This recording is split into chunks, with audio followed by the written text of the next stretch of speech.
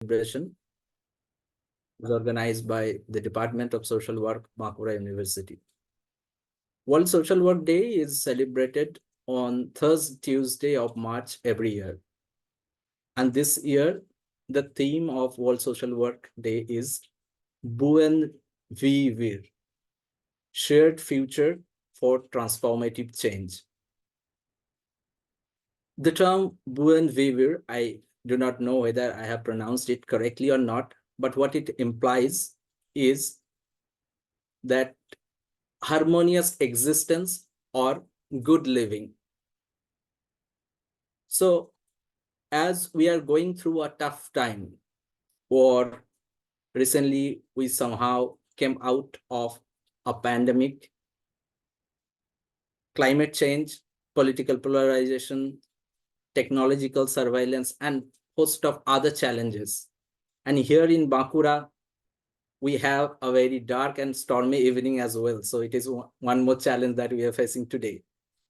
So keeping in mind all these challenges, the social workers, both who are in academics as well as who are in field practicing social work, we need to evolve and we need to re-engage with the challenges that we face today. And this Buen Vivir, the spirit is to keep us together in a harmonious existence. In the first half of the day, we had a session with local NGO representatives who have discussed the challenges they face today and how they plan to overcome these challenges. In the second half, we have among us eminent speakers, both from academia as well as in practicing social work. They will also enlighten us on those challenges and how we can cope with them. So I believe all our guests and speakers have joined us. So to greet them and to welcome them, I would request our student, Debaroti Singh, to present a welcome recitation for all of us. Debaroti.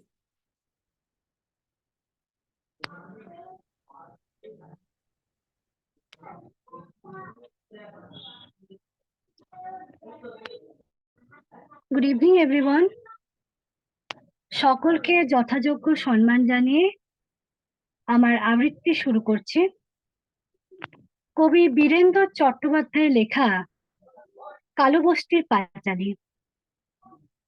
কালো রাত কাটে না কাটে না, এত ডাকে রোদ্দুর এই পথে হাঁটে না, ঘরে না মাঠে না।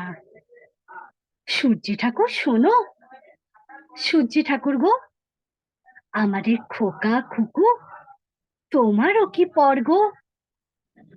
মাগো এত ডাকে খিদের দেবতাটাকে, বেশি নয় যেন দুবেলা দুমুঠো নুন মাখা ভাত রাখে। তুই আর আমি দুঃখ ভুলবো, ভুলবো পেটের জ্বালা। খিদের দেবতা সে কি একেবারে কালা? বাছারে আমরা অছুত, তাই যেভাবে যতই ডাকো কোনো দেবতায় বস্তিতে আসে না কো। আই রোদ্দুর আই, আই আমাদের ন্যাংটা খুকুর নোংরা বিছানায়। আই রোদ্দুর বস্তিতে আত্মরা ওই খুকুর ঠোঁটে একটু চুমুর স্বস্তি দে। আই লক্ষ্মী আই রে সোনা, এইটুকুতেই চাঁদ যাবে না। আই রোদ্দুর আই, দারুণ শীতে খুকু মোদের ঠান্ডা হয়ে যায়। আই রে শীত মারিয়ে, ভয়ের চুচুটায়নি বুড়ির চুল ধরে দে তাড়িয়ে। আই লক্ষ্মী আই রে সোনা, রাত গেলে কি ভোর হবে না? শূন্য উঠান, শূন্য মাচা, শূন্য ভাড়ার ঘর, এমন দিনে বাছারে তোর এ কোন কঠিন জ্বর। এর ঝাঁটা ওর লাথি খেয়ে বেড়েছিস তুই ছেলে, বাঁচবি কি তুই এ জ্বরেও উপসে দিন গেলে? বৃষ্টি পড়ে টাপুর টুপুর, আমি কি তোর মা? চোখের জলে ঘর ভেসে যায়, তাপ তো কমে না। ক্ষুধার আগুন দাও দাও দাও, কান্না ভেজা ঘরে। মায়ের কোলে দুধের শিশু, দুধ ছাড়াই আজ মরে। বাইরে বাতাস আছড়ে পড়ে, আমি কি তোর মা? ঝাঁটা সইলাম, লাথি সইলাম, কি জন্যে সোনা? নমস্কার। Thank you, Debarati. Now I would like to request the teacher in charge of the department, Dr. Abhishek De, to render the welcome address.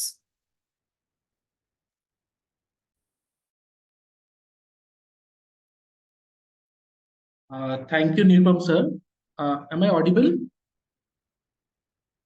Yes, yes, yes. Yeah. Audible and visible as well. Sir. Thank you again, Nirupam sir, and thank you, Debarati, for your wonderful recitation at the onset of this online event. A very good evening and welcome to everybody present here on the other side of the microphone. The Chief Patron, our Honorable Vice Chancellor Sir, Professor Gautam Buddha Shural Sir, who is currently out of station and is unable to join us today. But his support and guidance has been instrumental to our journey so far. The patrons of this event are Registrar Sir, Dr. Saurabh Datta Sir, and our Dean Sir, Professor Jayant Kumar Saha Sir. My dear colleagues, Mr. Nirupam Hasda Sir, Dr. Tanuka Roy Sinha, and Dr. Suchatana Ghosh, Madam. And my beloved social work students, scholars, other staff members, and not the least, the special invitee speakers for today's special talk event.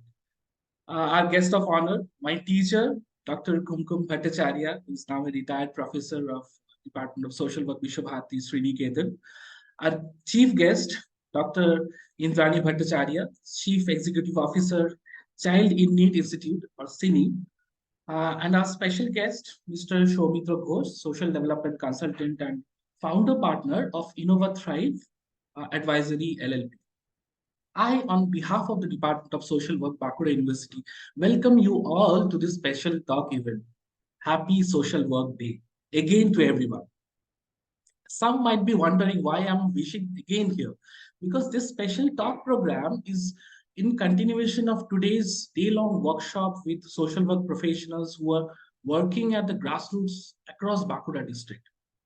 This World Social Work Day since 2007 is celebrated every year on 3rd Tuesday of March especially to highlight and promote not only the contribution of social workers and social work professionals, rather, you can say to promote and highlight the irreplaceable role they play in co-building, co-designing a sustainable shared future where every element of our Mother Earth, living or non-living, tangible or intangible, will coexist with each other in harmony.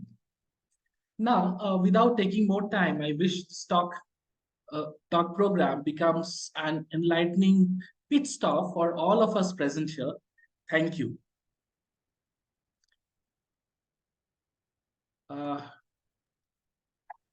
Now, I think, is our registrar sir present now? Yes, Yes, I'm available. Yes, Oh, I'm available. Okay, sir. So, without any further delay, I would like to request our registrar sir, Dr. Saurabh Datta, to deliver his address to this online event, sir. Thank you very much. Yes. It was my privilege to join this program in face-to-face mode. I prefer to use the term face-to-face rather than physical. I mean, I was very happy to be part of the program in the morning, although I could not avail myself throughout the program, but I could understand. Morning shows the day, we know, all of us, we know. I could understand that it was going to be a very fascinating program because I have seen around 4 to 5 resource persons who were there. And also I saw a very solid group of students of the Department of Social Work I don't know whether any students of other departments who are present, may not be, but a good number of students of the Department of Social Work were present. And I do believe that it was a very successful program. Now, this is the second part of the program. And let me tell you one thing, that once I finished my speech in the morning session, I was just thinking myself that I forgot to wish my very best of luck to the students for World Social Work Day. I forgot to utter the term. So yes, today is World Social Work Day. I was going through Google last evening to understand the concept of World Social Work Day. It's not that I have understood everything, but still I was quite curious. And going through everything, I could realize the importance of this day, this 19th March. I also saw the theme, especially for this year. And this is definitely a tremendous initiative that has been taken by the Department of Social Work to observe this World Social Work Day. Now, after the successful completion of the first session this morning, or rather this noon, this is the second session. And I came to understand that special talks by social work academician and social work professionals, this is going to be the event. And for this, we have used this platform. So I have seen there are number of experts. Our very own, the departmental assistant professor, Dr. Suchetana Ghosh would be there. Dr. Kumkum Bhattacharya, yeah, Madam is the retired professor of Department of Social Work, Vishwabharati. She is going to deliver her speech, which would be definitely a very learning experience for all of us.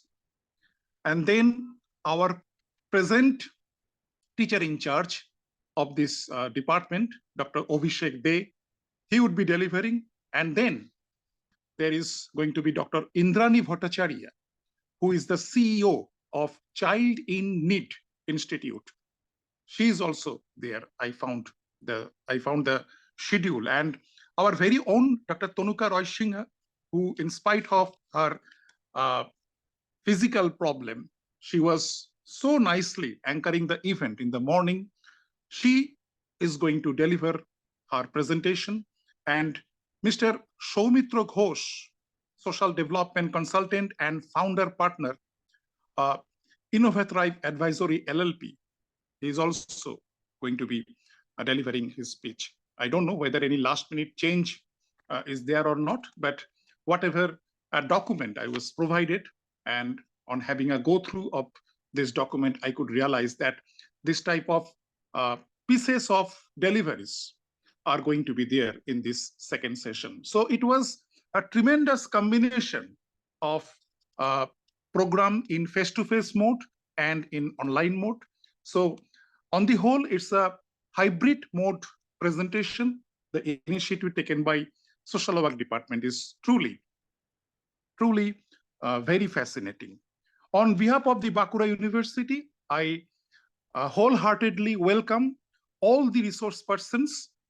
Yeah, you are the outsiders, but sir and madam, please make sure that you are part of us, and your acceptance of invitation by the Department of Social Work to be part of this event is definitely something for which I am wholeheartedly grateful to all of you.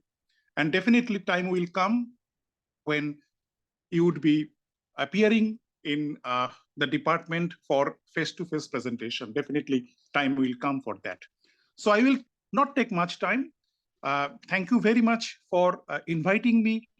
And I'm very happy that even though it is evening, I could able to avail myself, because you know that in case of online presentation, there are a lot of ifs and buts, but thanks God that I got the opportunity and I could deliver it quite smoothly. There was no technical collapse. So I do hope, I do anticipate that the entire program, these pieces of deliveries would be going on very smoothly and it would be a very successful program. একদম শেষে দুটো বাংলা কথা না বললে ভালো লাগছে না। সবাইকে আন্তরিক প্রীতি ও শুভেচ্ছা। আজকের অনুষ্ঠান সার্থক সাফল্যমণ্ডিত হোক। সকালের প্রোগ্রাম যেমন ভালো হয়েছে, সন্ধ্যার প্রোগ্রামটাও খুব সুন্দর হোক। তবেই আমাদের সার্বিক যে প্রয়াস, সেই প্রয়াসের সার্থকতা। সবাইকে আন্তরিক প্রীতি শুভেচ্ছা ও নমস্কার জানিয়ে আমি আমার বক্তব্য শেষ করছি। নমস্কার।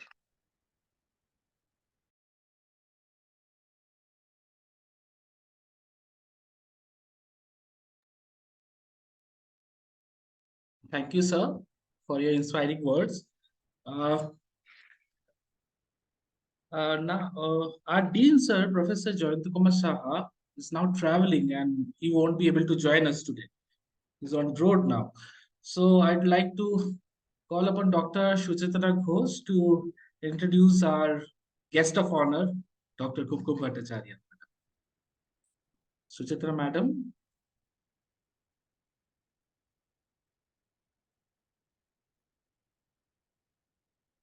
Dr. Ghosh, please unmute yourself.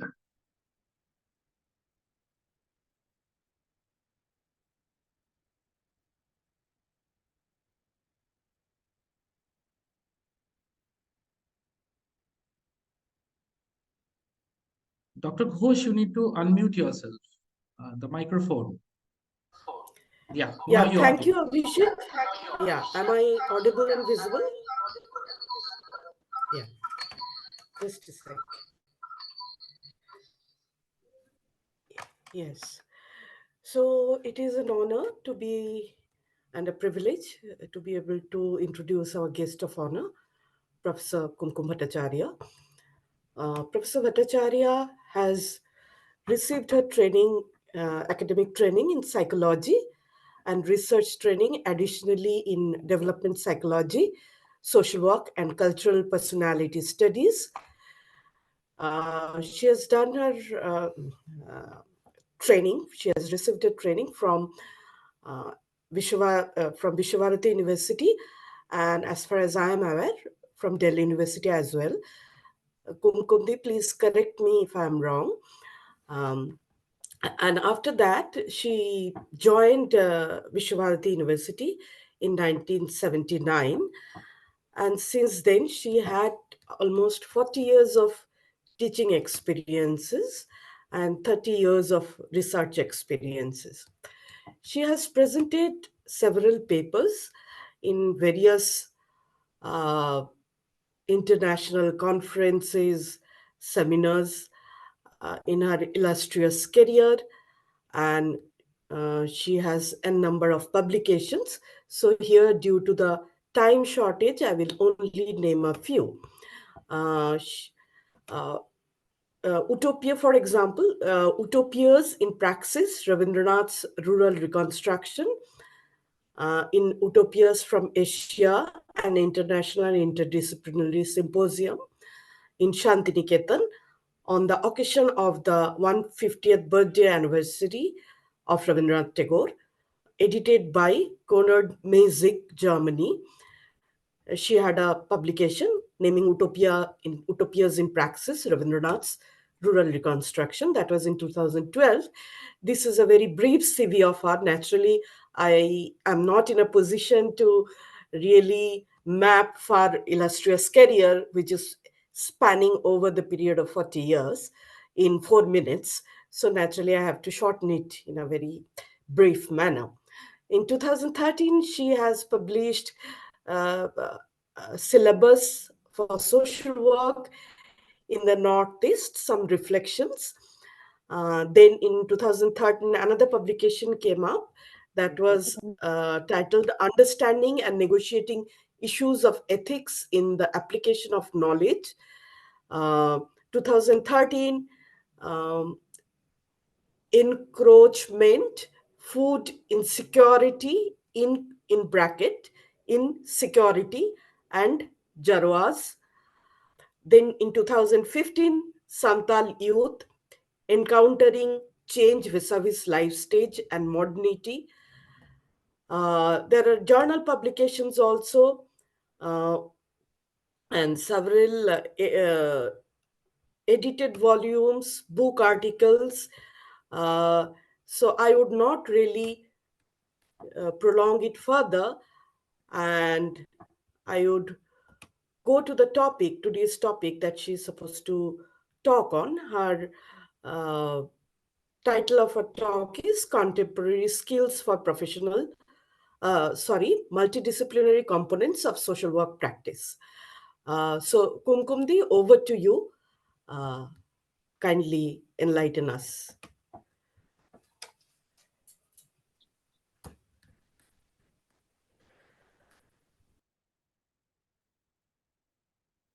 Okay. Can you hear me now? Yes, You can't? Yeah, Yes. you are audible. Yeah, you are audible. All right. Good evening. সুচেতনা অনেক বেশি বলেছো, অত না বললেও চলতো. Let me then begin without much ado. Hello everyone. I feel honored to be invited to speak to you on this occasion celebrating World Social Work Day. That is March 19, but it's not the date that is important. It's the third Tuesday of March. I must say that I have fallen in love with the theme that you have chosen for this day, that is Buen Vivir. I must confess that this was a completely new term for me.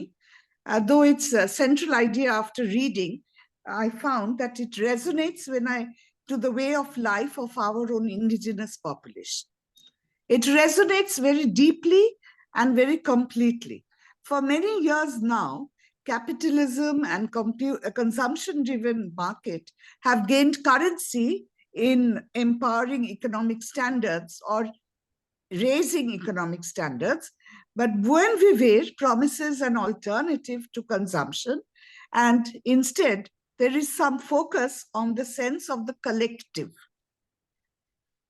that we see in action in South America through the works of scholars like Eduardo Gudinas. This is completely new to me, but it was very encouraging to know that even constitutional changes have been prompted because of this Buen Vivir, which is very encouraging. I admit I feel excited about the idea of Buen Vivir because many of the indigenous in India follow community-centric goals. Their way of life is ecologically balanced and they are culturally sensitive. It also has important implications not only for social work, but it could help us in binding with common threads all the social sciences on which we depend on, or from which we draw our sustenance. This way of life aims at well-being, not just of the individual, but the individual in the social ecological context of the community living in a unique environmental situation. So if, as students, you must have had a paper called Introduction to Behavior, Human Behavior and Personality, or something like that, something that is introducing psychology to you. So can you see the link between the definition of social psychology and Buen Vivir? This individual is not important, but the individual in the social context. And that is precisely what the subject matter of social psychology is. And that also feeds into social work, the methods that we teach for social work. So those of us who have worked among the indigenous know that the indigenous are community-minded and their life cycle follows subsistence economy with very little surplus or, importantly for us, accumulation or concentration of resources. Now, what do we see in the market-driven economy is concentration of resource in the hands of the few. So as a result of which we see that the large part of the population is somewhere at one point, whereas only a handful are at the top of the scale. So what Buen Vivir suggests is that we can build on this idea, notion of community, for more sustainable collective experience of life and ecology. One of the goals of social work is to work with groups, communities, and to bring about change in the total system, isn't it? So in a way, this aim can be fulfilled through our entrenching our work with the community.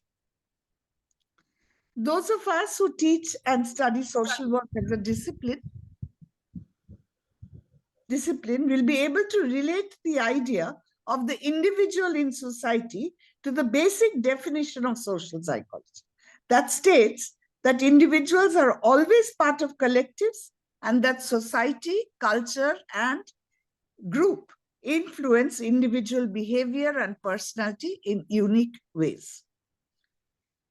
In the idea of collective wellness, we see the principles of social work using the knowledge base of social psychology. Social work is going beyond by enabling communities through behavior change to seek alternatives to capitalism and consumption for collective well-being. Instead of looking at social work as being dependent on social sciences like psychology, sociology, anthropology, economics, political science, we can now clearly state that social work is finally coming into its own, building on the strength of its methods. The strength of the methods guides us to alternative ways of dealing with individual behavior and collective agency.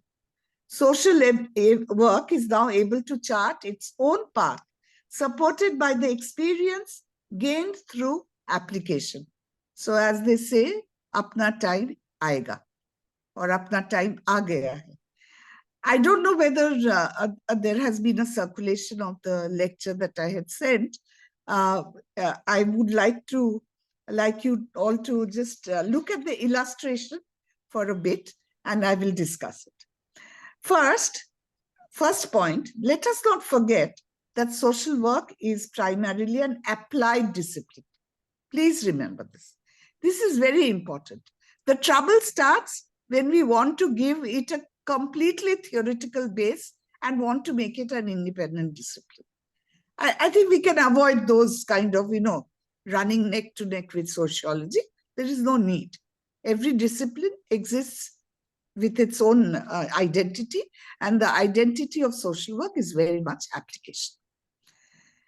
And definitely it has to draw on the various social sciences. From where else will it get its data or information?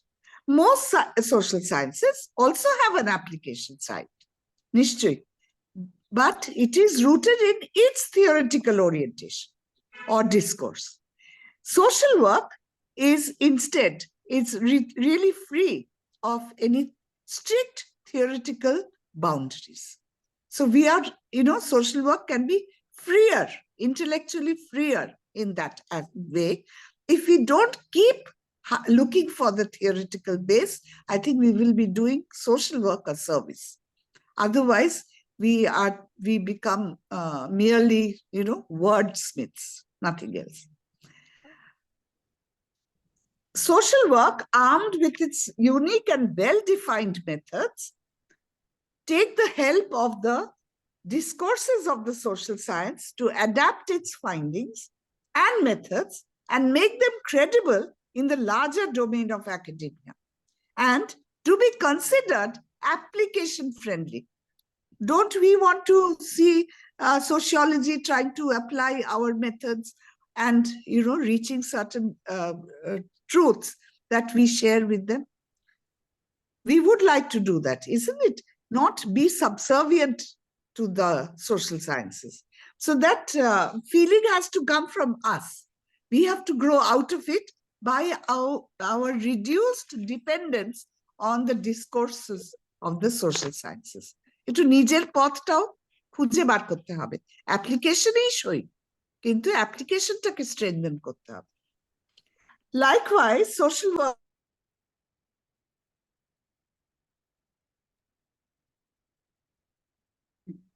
Kumkumdi, you're on mute. Please, yeah. Okay.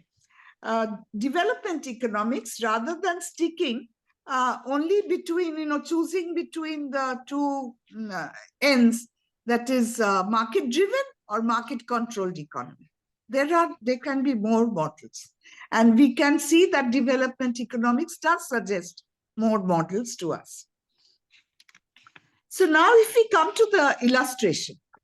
Now this illustration was made, I don't know if I show it, I don't think people will be able to see it, since I don't know how to share an electronic copy. It's a ship which is anchored, it has an anchor. There is a lighthouse. There is a ocean, and there is the captain of the ship, and there is the staff, the crew of the ship, that I have named as doctors as the ship captain and nurses as the crew, the ship crew. The anchor is anthropology. That is, our knowledge is rooted in more of anthropology, and the community is what we are trying to get into. Ki holo bolo to? Acha. Oh, thank you. Screen share Thank হয়ে you. গেছে। Thank you. Thank you. And social work is the lighthouse. Social work is the lighthouse that shows the way. Okay. So let us examine this sketch prepared for an immersion project of the University of Lausanne and Vishwabharati. You can remove the drawing now. Can you remove the drawing? And resume my... Okay. The team included doctors, nurses, and medical anthropologists and social workers. And in this list, we come last. The ship was the means of immersion, helmed by doctors, manned by nurses. Knowledge of anthropology anchors the ship so that it does not flounder. We are immersing ourselves in the community, and social work plays the important role of the lighthouse who shows the way. That is to say, professional social workers desire equal partnership among all the practitioners, especially when it comes to application leading to meaningful and common goals. So why did I list social work last? Deliberately, because that's where we always end up. You go to a hospital setting, there is a social welfare person, or it's called, I think there is a special post in the hospital for helping patients, and they are only, writing coupons or writing slips for the patients to go and show to the doctor. আমাদের কখনোই আমাদের আসল রোলে কখনো involve করা হয় না, আর আমরা এত অভ্যস্ত হয়ে গেছি যে আমরা এটা নিয়ে খুশি থাকি। আমাদের একাডেমিক জগতে এটা নিয়ে কোনো ডিবেট কিংবা আলোচনা করা হয় না, কিংবা ইভেন যেটাকে বলে ক্যানভাসিং ফর ইকুয়াল রাইটস, এটাও করা হয় না। So which is something that we expect from the newer generation of teachers. আমরা আমাদের টাইমটা পার করে দিয়েছি। I sincerely believe that social work has to consolidate its position in the profession of bringing about change in equal partnership with other professionals and developing skills to branch out in different fields rather than establishing itself only as an independent discipline. আমার তো মনে হয় এই যে generic যে কোর্সগুলো আমরা চালু করেছিলাম, জেনারিক কোর্সের একটা উদ্দেশ্য ছিল to make ourselves an independent discipline. আমার মনে হয় এটার আর কোনো পারপাস ছিল না। ঠিক আছে, জেনারিক ওরিয়েন্টেশন আন্ডারগ্রাজুয়েট লেভেলে দেওয়া যেতে পারে, কিন্তু once you go to the master's level, you have to develop specialization areas, not just 2 papers in management or 2 papers in crime. It is not enough. Absolutely not enough. যারা অন্য basic যে social science পড়ে তাদের অনেক কটা specialisation paper থাকে। তাহলে আমাদের তো খুবই দরকার। And really that desire for independence as of now will never succeed. And really this cannot be a significant part of any discourse. Social work can continue to draw its nourishment from the various social science discourses and their accumulated and ever generating knowledge. আমাদের knowledge generate করার জন্য তো অনেক social science available আছে। আমাদের নিজেদের নলেজটা is going to come from our methods and application. It is interesting to note that the boundaries among the social sciences are becoming fluid and allows space for শোনা যাচ্ছে? হ্যাঁ, শোনা যাচ্ছে। শোনা যাচ্ছে? হ্যাঁ, allow space for both absorption and positive incursion for a collective journey on the path of common goals and greater good. এই greater গুডটা কিন্তু বুয়েন ভিভির দিয়ে আবার রিএস্টাবলিশড হচ্ছে। I think Buen Vivir will invigorate the genre of social sciences, especially social work application. Remember, no discipline can be islands anymore. Social work would not be comfortable with its narrow, parochial, or impermeable boundaries because the very reason for its existence will then be challenged. So as I was saying, social work needs to widen its fields of application and be able to develop the verticals by which the effects of intervention are assessed. There is a great need. Generic study of social work has probably reached its peak. There is need to complement with application or intervention in special need areas so as to effect an inclusive outlook. আমরা যারা special need এরিয়াতে কাজই করি না, সেখানে কিন্তু নিডটা সব থেকে বেশি দেখা দিচ্ছে। কারণ আমাদের আস্তে আস্তে যেরকম পপুলেশন বাড়ছে, the demographic picture is also changing. এখন there are more and more groups that have their special identity, their special challenges, their special roles, and all of them demand services. তো আমরা তো এই জেনারিক দিয়ে কিন্তু অনেক দূর পৌঁছে গেছি, আর আমাদের মনে হয় একটু কি বলা যেতে পারে, কোর্স কারেকশন করার দরকার আছে। So whatever area we work in, social work has to keep at perfecting its skills, and then it will really come in its own and garner respect from academia. Let us consider Tagore's Sriniketan experiment that started in earnest in 1922, but long before, when Tagore was still in his family estates in Bangladesh, or the then East Bengal, Pothishor, Shilaidaho, etc. কিন্তু আমাদের শ্রেণীকেতনে 1922 সালে শুরু হলো। কে শুরু করলেন? একজন agriculturist, Leonard এলভাস্ট। তার সঙ্গে যোগ কারা দিলেন? ইকোনমিস্টস এন্ড স্ট্যাটিস্টিশিয়ানস, কারণ তখন তো সোশ্যাল ওয়ার্ক প্রফেশনাল বলে কেউ ছিল না। তো ওরা কি কাজ করলো? Elevating the condition of rural communities and reinforcing the sense of agency of rural people in bringing about their own change. So, সেই classical definition of social work ছিল না, to social work is a discipline to help others to help themselves. Now, of course, the definition has become more nuanced and more, shall we say, more academic in nature. But still, basically, it is that. যে আমরা কি করতাম? we used to help others realize their own goals and how to fulfill them. However, even in those early years, Tagore বলছেন, there is a need for professional help for which people would be trained or needed to be trained. Working in the village with communities cannot be considered voluntary work or as simple as voluntary work. যে গেলাম, দুটো কথা বললাম, মিষ্টি কথা বলে চলে এলাম, দুটো ঘাস পাশ তুললাম, মশা তাড়ালাম, এটা দিয়ে আর হচ্ছে না। তাহলে তো আর আমাদের এই ব্লক প্ল্যান, কি বলে 5 year প্ল্যান, যেগুলো কিছুই দরকার হতো না, যদি আমাদের শ্রেণীকেতনের কাজটা যদি ছড়ানো যেত তাহলে হয়ে যেত, কিন্তু হচ্ছে না। সো এখানে সোশ্যাল ওয়ার্ক বিকামস এসেনশিয়াল। তাহলে আমরা কি মনে করতে পারি যে রবীন্দ্রনাথ 1922 সালের কাছাকাছি একটা ভবিষ্যৎবাণী করেছিলেন যে এরকম একটা ডিসিপ্লিনও উঠে আসবে সোশ্যাল ওয়ার্কের মতন? আর মিসিং কম্পোনেন্টটা কি তাহলে social work practice?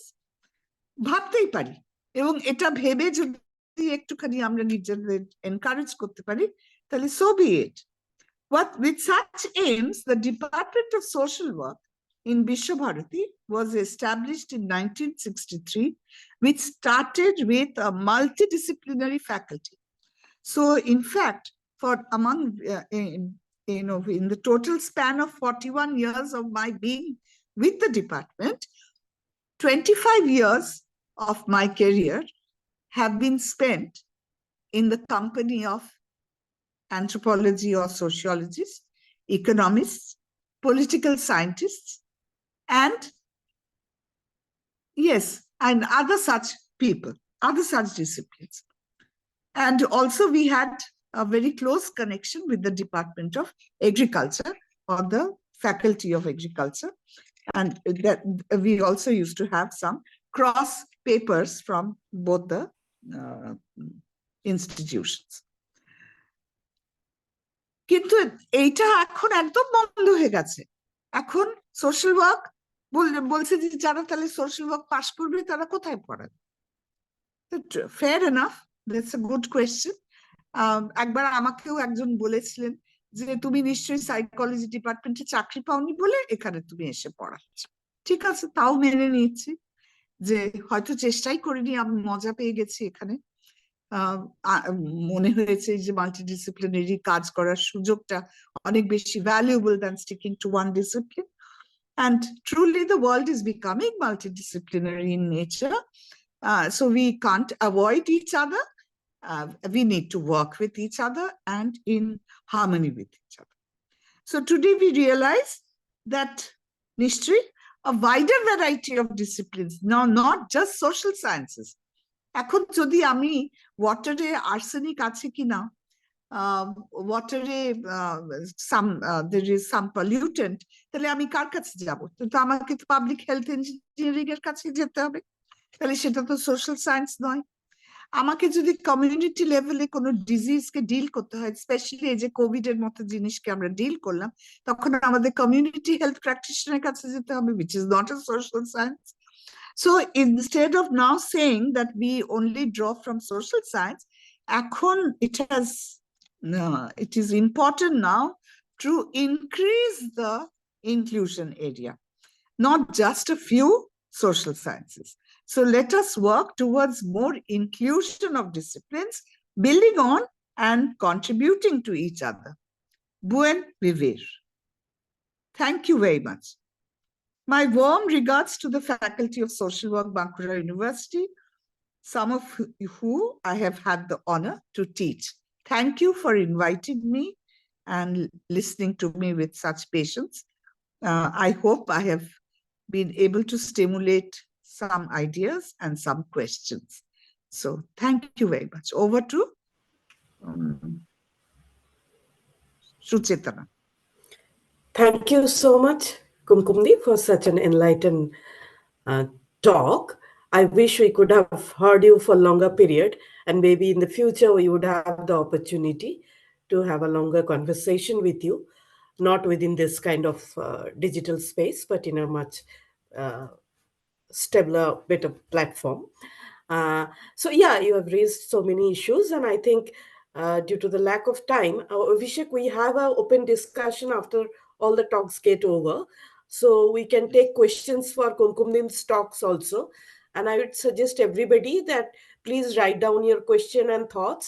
If you have anything to ask Kumkumdi, we can talk about it after all the discussion gets over. Yeah. Thank you so much, Kumkumdi.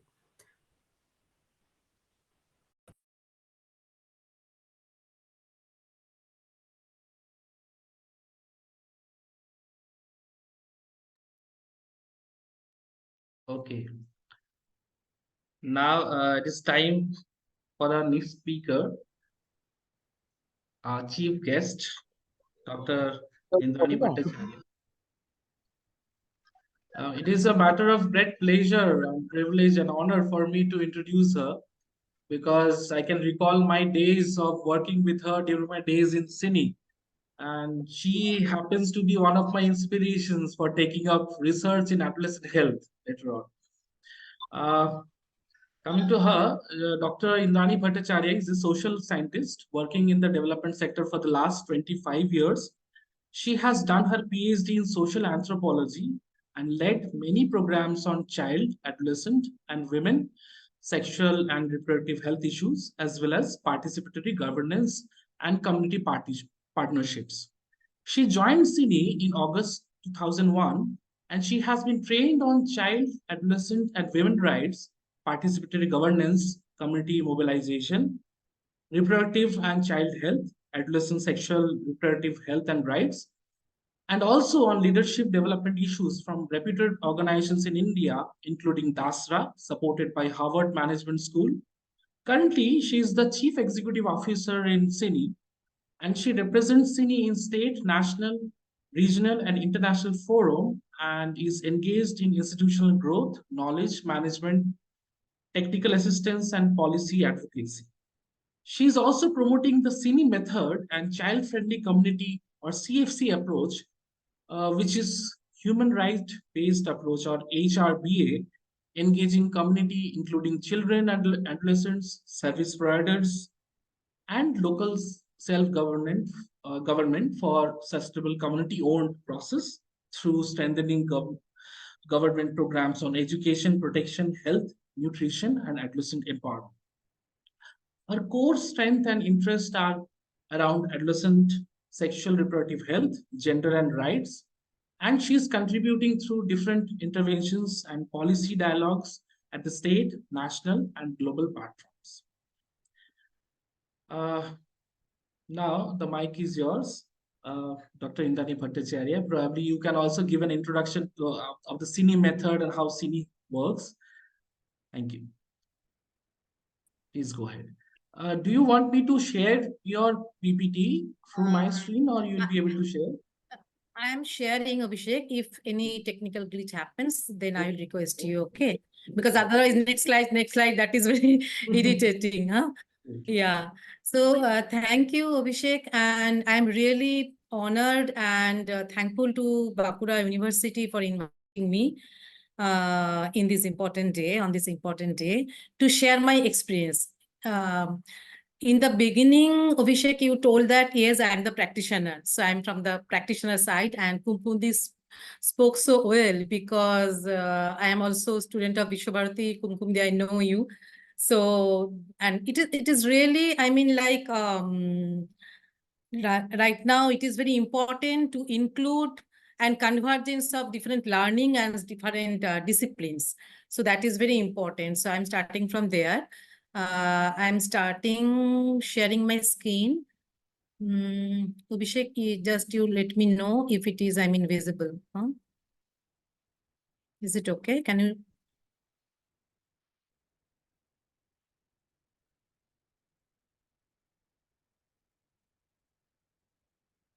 It is visible. You can make it to full screen. The slides you can. I have done that, but is it okay now? Yes. Perfectly. Okay. Yeah, because I am outside, so net connection is not very good here. Okay. So please forgive me for that.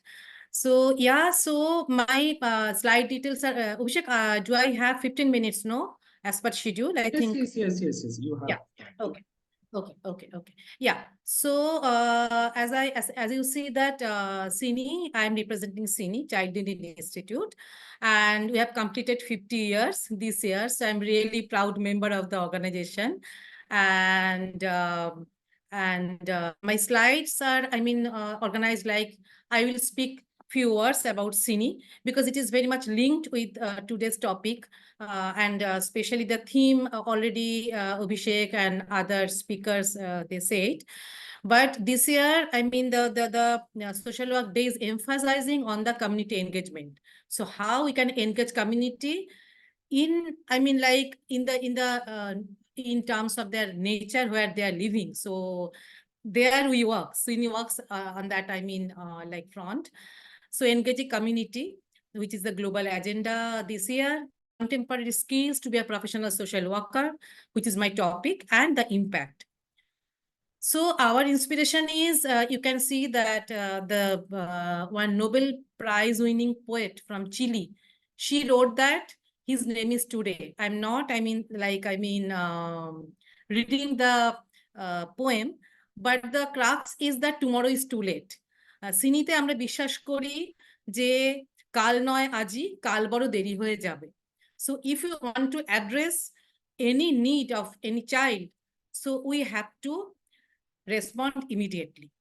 So that is our core objective of the organization.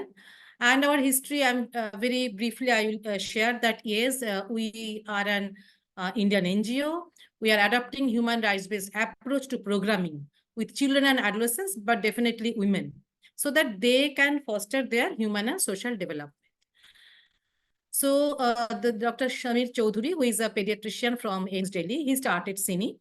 And since 1974, since last 5 decades, we believe in community engagement process. And we work in, we started from, slums of Kolkata, nearby Kolkata. And now we are expanded to different states of India with a focus on Northeast and Eastern India. And yes, we are working on 5 themes. I'm coming there. And we have our vision statement and a mission statement, which is saying that we want to ensure that children and adolescents achieve the rights to health, nutrition, education, child protection, and participation by making duty bearers and communities responsive to their well-being. So that is our mission. And our reach, as I said, that we are working in different states like West Bengal, Jharkhand, Odisha, Madhya Pradesh, Tripura, and Assam.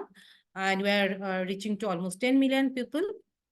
Around 1,400 team members are working. And we have different support groups who are supporting us with funds, raising fund for us, so that we can serve the Indian population. And we are committed to the global and national commitments for children, UN Convention on the Rights of the Child. So we believe in that. And also all our programs, our theories, our strategies, all are around this. And definitely Sustainable Development Goals, which is saying that leaving no one behind. So we are very much in alignment with the 9 goals, mostly, which are showing here. And as I say, that thematic sectors of CINI's work is 5 main sectors. And as Kumkumdi was saying, we believe in convergence. So when we are implementing any program in any area, be it a slum or be it a rural area, we believe that if we integrate or if we intervene on education program, we should integrate child protection issues, as well as health and nutrition issues and empowerment, because one child needs all of these inputs. So it is not that only education or only child protection will serve to, for their development in their life. And we also work across the life cycle for long-term benefits. So we start with prenatal, pre-pregnancy work, and we are focusing mostly on the first 1,000 days, that is 2 years, then 3 to 6 years. And there the education, child protection inputs we are giving through different programs, and definitely 10 to 19 years and beyond. So continuum of care across these 5, sectors. And as Abhishek was saying, the CINI method, it is, you can say it any method which is actually turning child rights into practice. So the theories which are available globally, nationally, we try to practice those in the field, in our field area. And it is the distilling of the learning of our last 5 decades. So you can see that the child at the center of development. And then you can see that if you want to create a safety net around the child, so they are the duty bearers. The first, important duty bearer are the parents. So parents are responsible for the development of the children first, then family, and then definitely community. Another important duty bearer who are actually responsible to ensure rights of the children, service providers, mainly government service providers. And I think the students, if you the students who have joined the call, you can see that the Anganwadi workers, and then ASHA workers, then doctors, nurses, teachers, police, all are service providers for the children. And local government institutions, mainly panchayat in rural area, and urban local bodies in the urban area. And if we can take all these duty bearers in one platform, and we can follow the 7 basic steps, then we believe that we can create child-friendly communities. That is the core approach of CINI. So there are 7 steps: sensitization, institutionalization. Sensitization means sensitizing each and every stakeholder who are present in a village or in a slum. And institutionalization is that, as Kunkundi was saying, that there are different, responsible platforms who are, actually by government orders, they are different committees, but they are not functional. So we try to make them functional through this step. Third step is collective analysis. So CINI plays the role of the facilitator.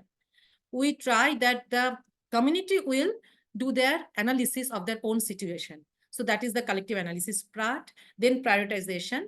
For example, if in one village, the community means, if you remember that triangle around the child, that is community, service providers, panchayat or urban local bodies, if they identify 20 issues in the collective analysis, then they prioritize that what they can solve in next 6 months or next 1 year.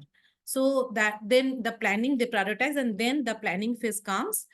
Then planning is also engaging these 3 stakeholders or the duty bearers, around the children. Then implementation, and then monitoring, community-based monitoring. So that is the first, step. Second step is creating child-friendly systems.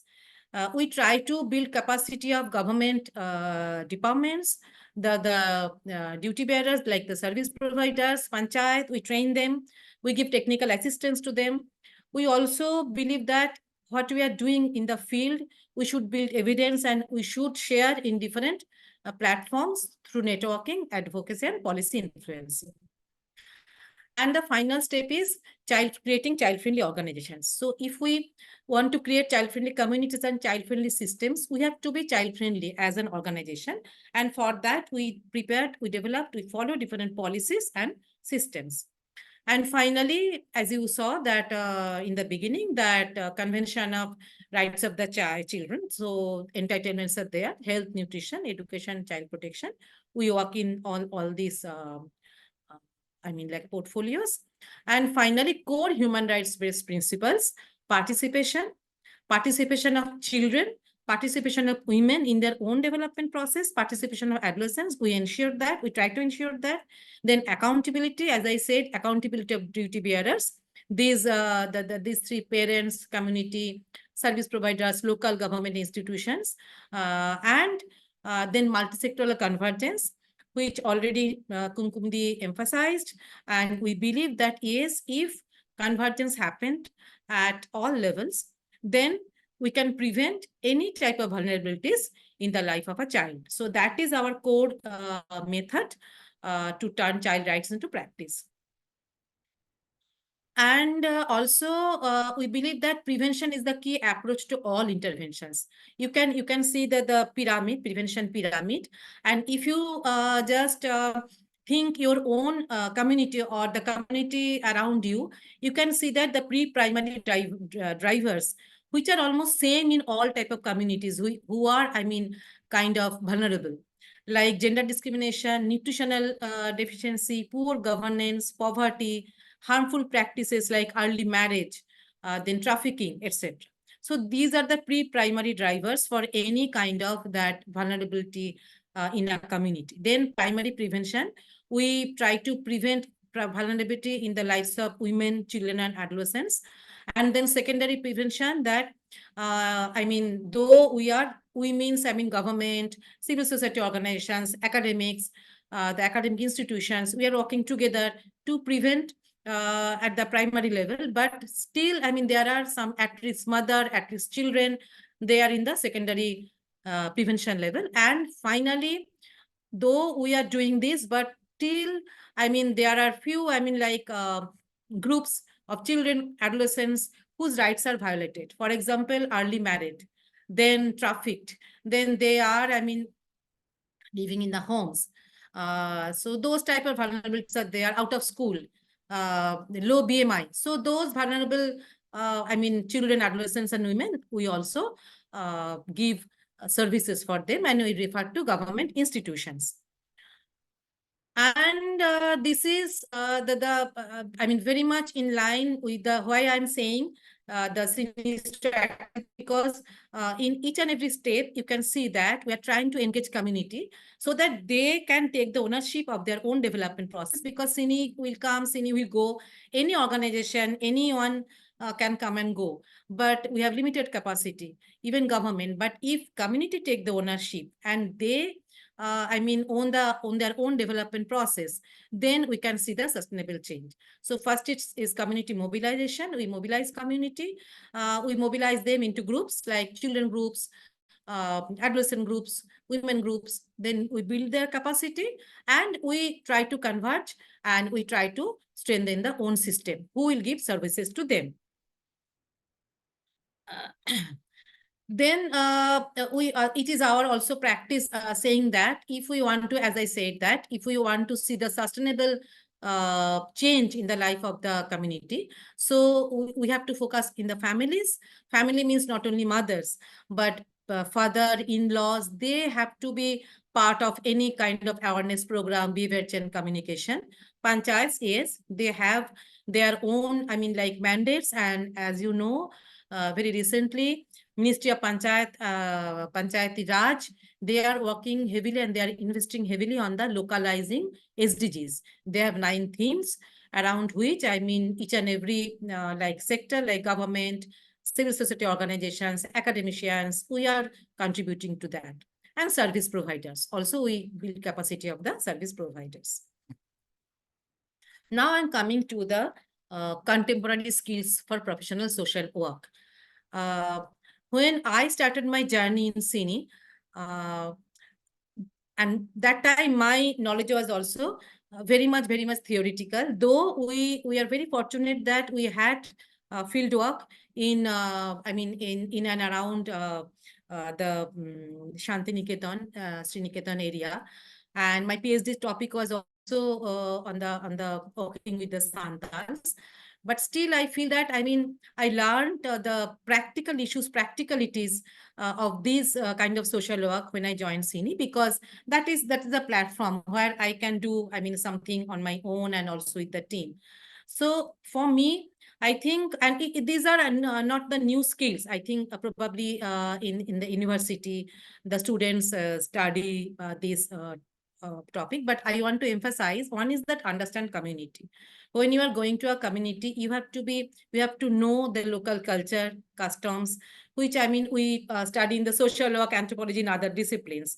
Empathy is a very important skill for the social workers. Be flexible, because sometimes the community feels that, who are you? Why you are coming to us? No need. But we have to be very much patient and hearing very much, I mean, like listening to them carefully and adapt good practice, because local community, they have many good practices. We should adapt them. And then we should support community. We should identify the vulnerabilities, different tools we're using. I'm coming to that at senior level, and also at different civil society organizations, they are using different tools. We should be trained on the first level counseling, because we don't know what type of cases, I mean, in the community we have to face. Then information of available services around that area. Link with the services. We should, I mean, link or refer them with the service delivery points, and be the first responder. If we want to build trust of the community, we have to be first responder. Then the most important, which is very much aligning on with the theme of this year's, social work day, engage community, because they are the change makers. Engage community, someone's mic is, yes, yeah. Engage community so that they can take part of their own development process and connect with the nature. So that is the the theme of this year also. Engage community, so build capacity of them so that they can be engaged, and use simple tools for engagement like social resource map, vulnerability assessment tool, planning tools, community-based monitoring tools, different tools we use to engage community. You saw that 7 steps or 7 building blocks to create sustainable child-friendly community. So these tools we use are some, here are some examples. You can see on the extreme left, it is one social resource map, সামাজিক সম্পদের মানচিত্র, যেখানে এই যে আমরা বললাম যে children's group, community, তারপরে আমরা দেখলাম সার্ভিস প্রোভাইডার, পঞ্চায়েত, তো এরা সবাই মিলে কি করে, একসাথে একটা জায়গায় বসে এরা নিজেরা কিছু এদের কিছু আইকন আছে, যে প্রথমে ওরা গ্রামের সবকটা বাড়িকে আঁকে, তারপরে যেটা করে ওরা কিছু ইন্ডিকেটার্স আছে, সেই ইন্ডিকেটার্স গুলো ওদের কালার, বিভিন্ন কালার ওরা ইউজ করে, এবং এই কালার এই বাড়িগুলোর মধ্যে যেমন আমরা লাল দেখতে পাচ্ছি, যে এখানে কিন্তু যদি কোনো বাচ্চা থাকে যে তারা ম্যালনারিশড, অপুষ্টিতে ভুগছে, আমরা যেরকম এরকম বিন্দি পড়ি সেরকম বিন্দি দিয়ে ওরা কিন্তু এই ম্যাপটা আঁকে এবং ম্যাপটা রেগুলারলি ওরা আপডেট করে। ডান দিকে যেটা দেখা যাচ্ছে যে একটা আমাদের ট্র্যাকিং রেজিস্টার আছে, সেখানে they use this register for each and every village, and they identify first to the resource map, and you saw that they are planning for their own village. And also, for example, in this month there are 6 out of school children in their own village. They plan that we will mainstream them into formal schools. Children we will mainstream. So that plan also they continuously monitor through these tools. And in the middle you can see the Motamot Baksho, that is the drop box, where any adolescent can keep any kind of questions without his or her name, anonymously.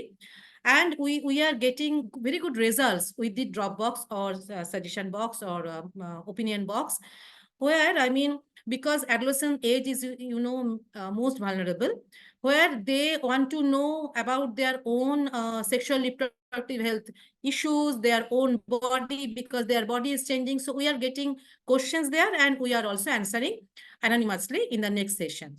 So these are very simple tools. Many tools are there. And secondly, I think that, it is my experience and our experience that to be a professional social worker, you have to think critically, and you have to, you have to have skill. Because development scenario, it is changing day by day, locally, then nationally, internationally. Funding scenario in India and globally, it is very important. We have to know if we want to practice something through intervention. So we have to know the funding scenario in India, the compliances, then knowledge on existing government policies and programs, acts and laws, rights and entitlements of the population, of the children, and compliance. And these knowledge updation should be very regular. And thirdly, that I said that application of theory into practice, most important. Monitoring, learning, and evolution. So we can learn good practices from others, but currently our experience is that when a funding agency is giving fund to us, we have to be very careful. If we spend 100 rupees, we have to show the impact of that 100 rupees on the lives of the children or adolescents or any women. Management skills, yes, at least basic program management, budget management, time management. And around that, we have to continuously review our own strategies of intervention. Finally, proposal writing, including budget, the basic skills. It is not that everyone should be, technical expert in all that fields. It is not possible, but at least basics. Communication skills, very important. When you are going to a community or we are talking with the official, government official, basic communication skills are very much important. And then presentation skills. Elevator pitch, you know, elevator, the lift, maybe you are getting one stakeholder and you have to present your organization or your work within 30 seconds or 1 minute. So you have to be very smart on that. Corporate deck. So the corporates who are giving fundings, they want to hear very, very smart presentations in 2 to 3 slides. So you have to present yourselves. These basic skills, I think one social worker should have. Basic skills, definitely. On digital literacy, this is very important. And during COVID, we learned that we have to be digitally, literate, at least at the basic level. And integrated ethical practice. That is also very important for a social worker who are, going to work with the communities. And if we have the skills and if we have that scope for implementation, scope for some practice, I think there is impact. So you can see this is the evaluation. It is an independent evaluation of Harvard University who evaluated our preventive approach. You can see in their website, the book is known as Before Not After.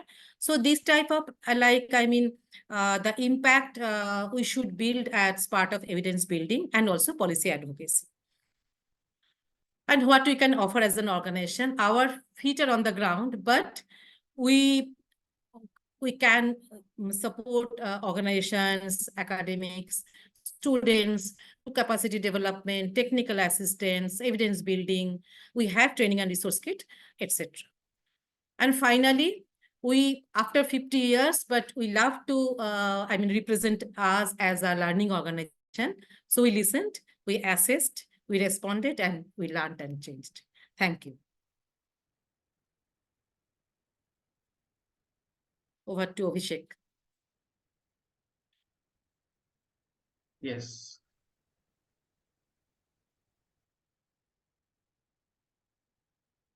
Thank you. Thank you, Dr. Indani Bhattacharya, for your, I always become very nostalgic listening and seeing your presentation.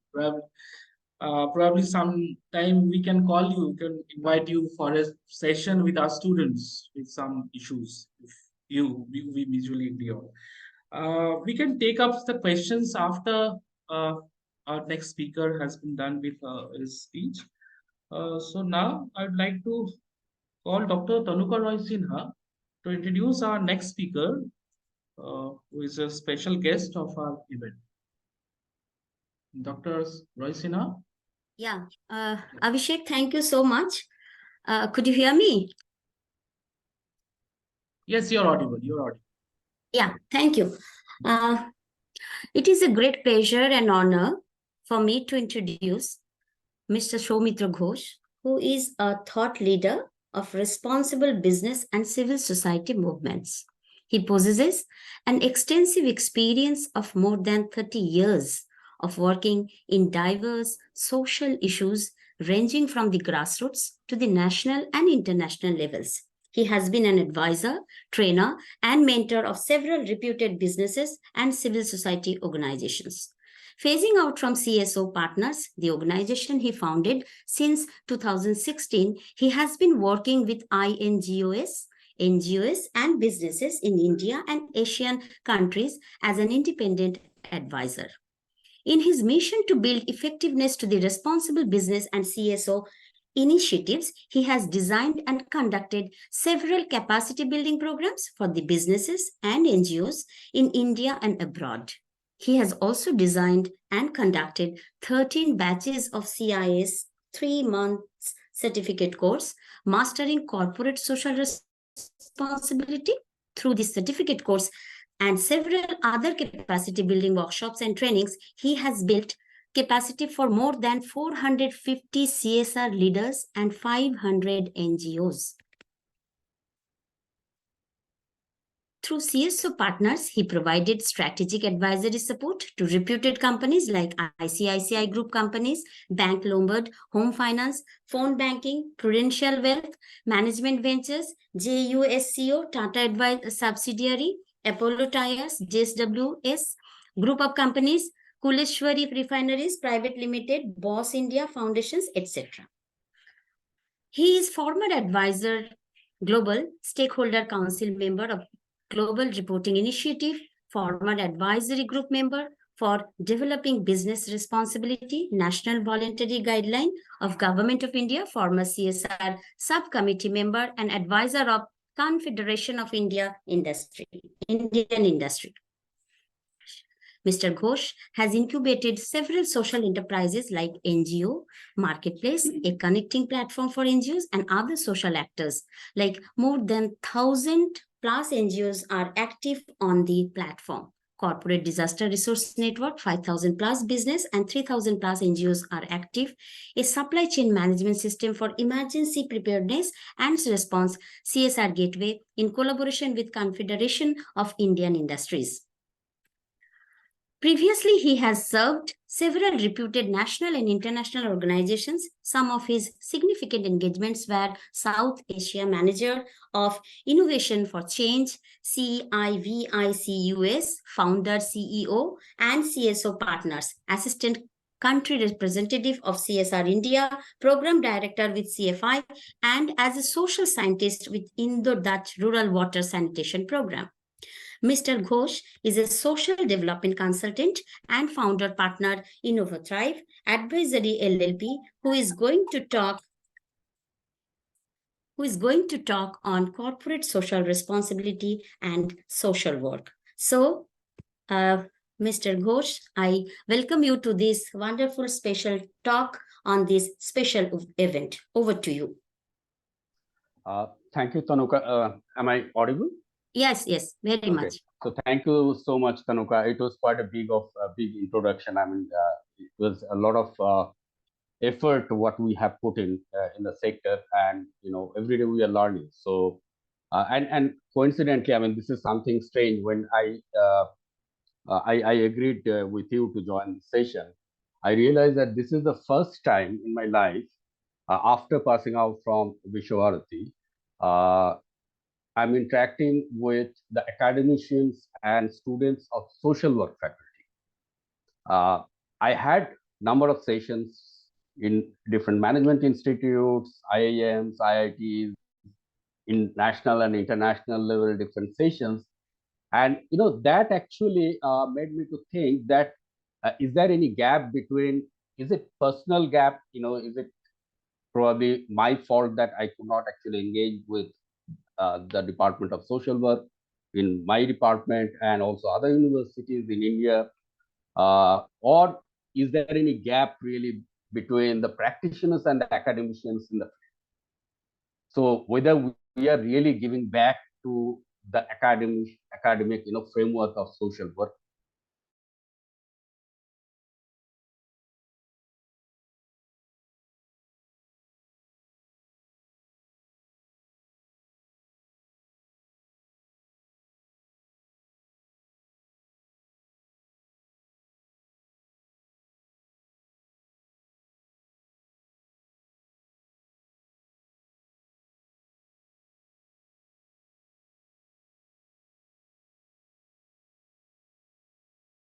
See and listen to Kumkumdi after 30 years, Kumkumdi. It was great pleasure to see you again and to listen to you. As usually, very simplified, demystified way of delivering your thoughts, sharing your thoughts. So that was quite enriching. So I was really glad to see you and listen to you again. So again, before getting into CSR, I mean, definitely I know that's the kind of area of interest in the contemporary social work and other developmental studies. Some thoughts and perspectives I wanted to share with you about any profession, any applied faculty.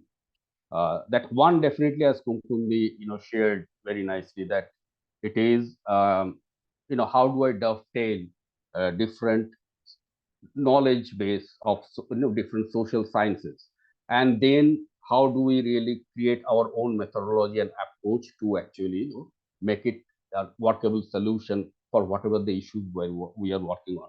So these are the two broad areas. One is definitely the theory part. Definitely, a social work by itself does not have a theory base.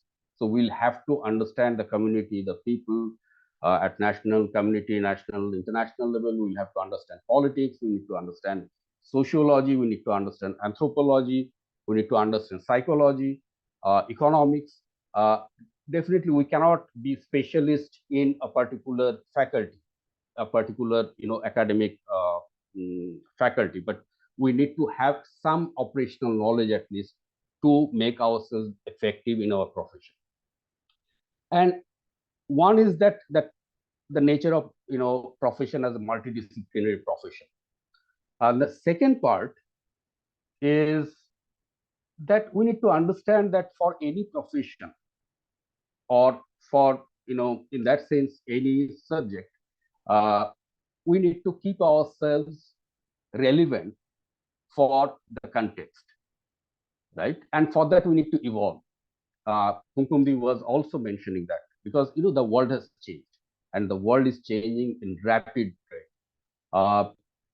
The society has changed, the economy has changed, the equations, the community and at even community level has changed, the social reality has changed, right? And for that, and with that, actually, if you see the different subjects like anthropology, economics, psychology, they have also changed. They're rapidly evolving, and we'll have to keep pace with that. If we cannot keep pace with that, then we'll become irrelevant for for the context where we are living in and where we are supposed to be effective in our work. So one is that definitely multidisciplinary, that character, and second character is that we need to change ourselves, we need to evolve. One thing what I agree with Kumkumdi is that I was really very not so happy to know that nowadays we don't have that opportunity in our department to interact with the psychologist, to interact with the social anthropologist and economist, and to learn from them, because they are the specialist of that field. Definitely will be enriched. If you ask me to teach economics, yeah, I have actually learned a little bit of economics for my applied whatever is required. But if you ask me to really teach economics, definitely I cannot teach economics in the way what probably an economist can. So if we can create that opportunity, that will enrich our profession. So we need to be little liberal, little open, progressive, and keep pace with the changes, what is happening around us as the context and in different field of knowledge. And also, it is not the same casework, group work, community organization, what we have been doing for hundreds of years. It's probably that same casework has to evolve. The same community organization has to evolve, because the community has changed. The way of we even talk, that has changed. The interaction pattern has changed in the community. So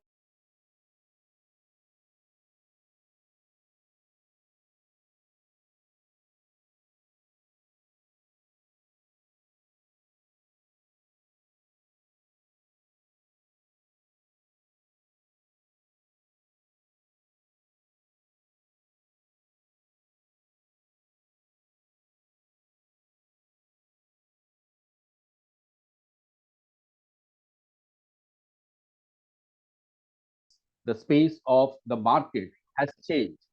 Now, probably the market is having a lot of more influence than ever before what they had, right? It is having more influence on your life, on the politics, on the economy, and everything.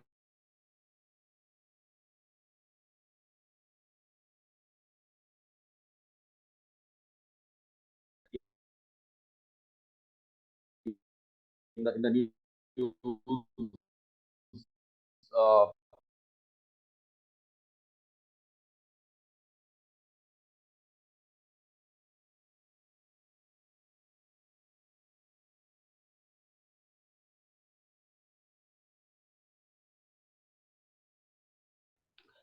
so in this particular scenario, what happened is that, again, I try to keep it very simple for the students and very short. that when we got into a different phase of economy and politics, we called it liberal market economy, neo-capitalist economy, a typical classical, Keynesian theory-based economy broadly. The assumption was that the benefit created through this kind of capitalist economy, definitely one character, as Kumkumi said, that of capitalism is accumulation of wealth. And the assumption and the way we justified this kind of market change in the market or the transition in the market is that the benefits created at the top level by few people would automatically probably percolate downward. And that has not happened. And that's a big concern. And that is why we say that more and more inequity in the society, globalized. It is not in India. It is a global character. We can see accumulation of wealth, and we see that different kind of equation is evolving between the civil society organizations, the market, and the state. Now in India, if we see that again, to understand the context when we talk about CSR, the space of civil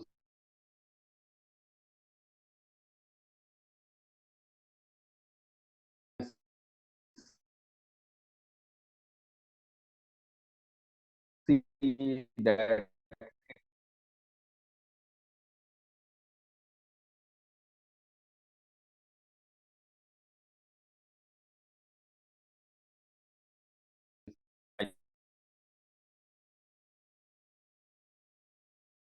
I don't want to get into all this. Also, the operations in the social sector, and it is a very, very significant transformation in the social sector and the civil engagement in our country and globally. Now, as I said, as social workers or any profession, first of all, okay, CSR, look at CSR as job opportunity. I mean, that would be a very, very narrow view of looking at a big transformation, right? So as students and academicians, we need to understand that, what kind of contextual change. And when we are talking about transformation and transformation, shared views, shared vision, then what is our, collective understanding about the context? Whether do we have a good analysis of the context? Being professional, first of all, whether do we have a good analysis of the context? And then what kind of vision we are creating? What transformation we are talking about for any profession, that we are talking about deliberate changes. We are not talking about some random things we are doing in the community and with the society. That would be very irresponsible for a profession. So we are talking about deliberate changes, right? So for that, what vision we are creating and what is your theory of change, right? How to get that change happen. That is very important. So that is why I'm saying, what I was trying to do is that at least to raise some questions. Please don't take it as only job opportunities. That would be there. Yeah. But look at those changes, try to understand those changes, be a little critical about that, reflect on that, create your own vision, share your own vision as students and academicians, and try to see that, is that the future of humanity? Is that the future of civil society we are talking about? As a profession, do we have that vision? Right? Job will come and go. I mean, I'm sure that for all the students who are actually attending today, I'm guaranteeing you that everybody will get some job and you will actually know. But at the same time, being a good professional and being a professional, there is a difference. When you can sit back and reflect and try to understand who am I, that self perception is very important for a professional and a profession. And like say when we studied social work, then definitely there was a very different kind of scenario. Now if you look at the market, there are many other professions are coming up, and they are actually adding very differential values, complementary values. Like today we have development management, you have rural development, we have applied sociology. It is not that they're encroaching to your profession, they're adding value in their ways, and we'll have to try to understand that what kind of complementarity we have. within that ecosystem. So can we create an ecosystem of these professionals who will be working in the field? Okay, with that, let me quickly go to the presentation. So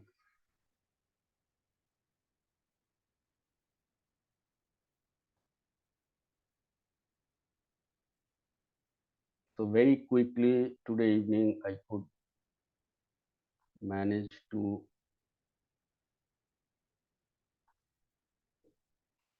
okay. Now, as I said that, first of all, let us understand that, what kind of context we are today talking about. I mean, and today is social work day, and we are having this discussion about, CSR, corporate social responsibility. The context in Indian situation, as I said, that the economy has changed, politics has changed, everything. The equation between civil society, government, and the market has changed. Now, today, it's just a glimpse of our surrounding in India. The top 1% of our population own more than 13 times of wealth owned by the bottom half of the society, with nearly 40.6% of the total wealth in India. Now, I will not read out everything. Just look at the third point. The wealthiest 10% own more than 72% of the wealth in India. So you can understand that what kind of a context of inequity has emerged, and it is actually increasing. And it is not increasing in India. I'm telling you, this is increasing globally because a certain kind of economy, because some certain kind of changes in politics and economics and society. So these things are happening. But one thing you see that with that kind of inequity, wealth has increased overall, but it is accumulative. The total number of billionaires in India increased from 102 into 2020 to 166 in 2022. And please note that during that time, we had the pandemic, right? And at that point of time, we see this kind of, incremental, growth in wealth and number of billionaires in India. Now, this is the kind of scenario we have. Now, in that context, if you look at what kind of, if you do a portfolio analysis, that how much money is being invested in the sector. We are trying to understand the social, the supply side at this point of time. We don't have time to look at the demand side so much. But if you look at the supply side, then we have around 8.3% of our GDP which is invested in the social sector. As per Niti Aayog, that is actually should be increased to around 14 to 15% of our GDP if we want to achieve the sustainable development goals by 2030, right? So we are already in deficit of, say, 57% at this point of time of the social, investment what we should make as a country. And that would be actually increasing if we don't address that. Now, in that particular investment, what we are talking about, around 95% is invested by the government. So if we talk about corporate social responsibility, funding from the foreign, the funding agencies, international funding agencies, bilateral, unilateral agencies, multilateral agencies, all including in India, we are talking about 5% of the investment. Now, whether that 5%, what is the significance of that 5%? Is that we are trying to match government investment with our investment, private investment, or we have a different value to add, right, to create. Now that we need to understand that civil society organizations, okay, service delivery is one part, but another part is that what kind of transformative changes in the society, in the economy, in the politics even we are talking about, and that is that investment does not really represent that huge role what we have. It is not only matching that what government is doing. We are not actually filling the gap of the government. We have the civil society and the NGOs have very different roles. What kind of innovations we are bringing in? One thing, if we see that if the profession is alive, then we'll have to see that whether we are talking about innovation, social innovations, or we are talking about the same thing, same approaches, same strategies for last 30 years, last 40 years. So as social workers, whether we really discuss innovations within when we are talking about, our approaches and strategies. Okay, so in public spending, if you see that, the public investment, as I said, that around 7 to 8%, of the GDP, what we are investing.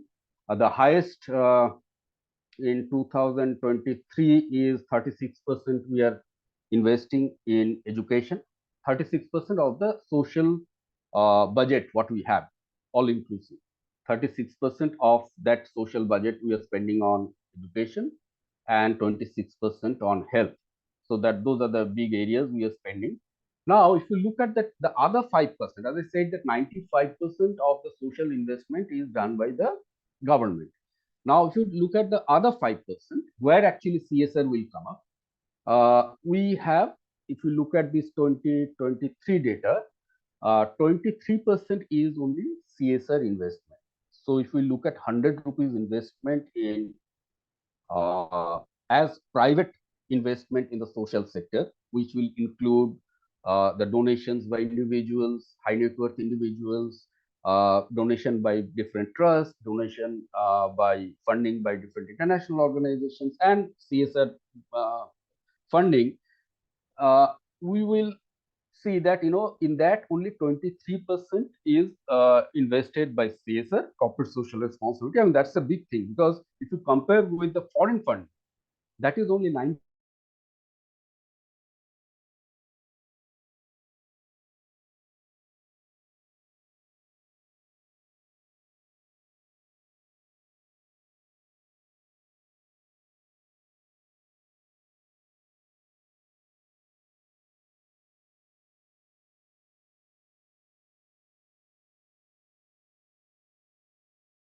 CSR, but at the same time, I will get into CSR. But before that, we need to understand the broader, picture. That actually, if we see the promising areas for funding and investment, private investment in the social sector, if you see that, 30% from retail donations. Retail donations means people like you and me who are donating. Some people donate through online, offline, through different ways. That is 30%. 22% is from high net worth individuals and affluents.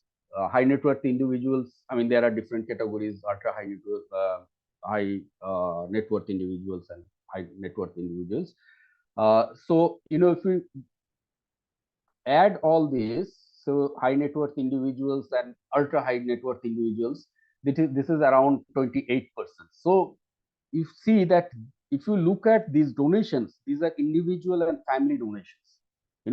That is around 60% of the total private funding in India. In comparison to the CSR funding is 23%. So that is another area we need to understand, that that is another, what in my opinion, that is another symptom of this economic and market changes. We are again getting into philanthropy. So more and more wealthy people, they are giving philanthropic donations for some good causes. I mean, definitely they are giving some good causes. So that is another change, transformation probably we need to keep in mind, that philanthropy is actually taking the center stage in this kind of civil society movement and this kind of civil society scenario. That another area probably as academicians and students we need to keep watch on.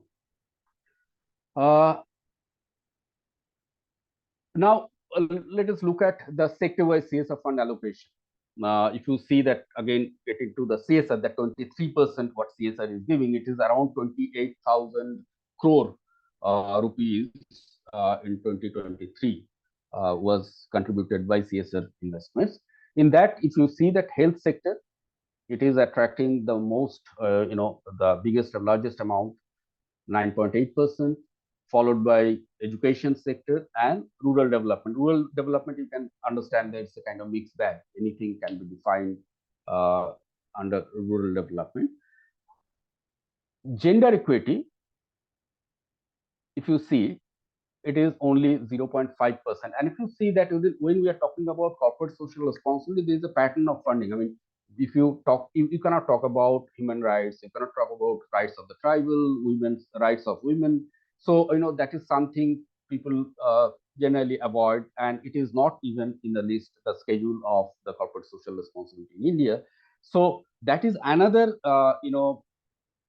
feature of corporate social responsibility, at least in India, we need to understand. Okay, I will go first. Now, three things. One, we need to understand. One is that definitely the context. We discussed a little bit about the context. We discussed about the investment context in India in social sector. Now we need to understand, I mean, we need to have some conceptual agreement that, what is corporate social responsibility. As I said that, I personally think that it is a byproduct of the capitalist market. And, there's a kind of balancing act we have to do. As we thought that the benefits are not, getting percolated downward, then there should be some way whether we can actually make it happen. So that is what we thought of. Now, if you look at this, again, I mean, these are the food for your thought, especially for the students. So Milton Friedman, if you have heard, he was the management guru. Once he said that there is one and only one social responsibility of business: to use its resources and engage in activities designed to increase its profits, so long as it stays within the rules of the game, which is to say, engages in open and free competition without deception or fraud. Now, the problem is that, if we go theoretically, if it is a competitive market, it is an ideal market scenario, then definitely there's a kind of competition, fair competition and all. Probably, I will agree with Friedman, but the problem is that it is not a perfect market condition what we are living in. Every company in Indian kind of scenario, because of this globalized world, we are exposed, the market, Indian market, market of China, market of Bangladesh, the third world markets are exposed, and we are the biggest market globally. So, definitely everybody is interested about that. But the problem is that in our market, we don't have a perfect competition. Probably there is nowhere perfect competition is a misdemeanor. But at the same time, in India kind of scenario, it's really, really, very far-fetched. So in that kind of scenario, if we talk about fair business practices, responsible business practices, that might not happen. That's very difficult because the market is so imperfect. Now, if you look at the EU, what they are saying, European Commission, that a concept whereby companies integrate social and environmental concerns in their business operations and their interaction with the stakeholders on a voluntary basis.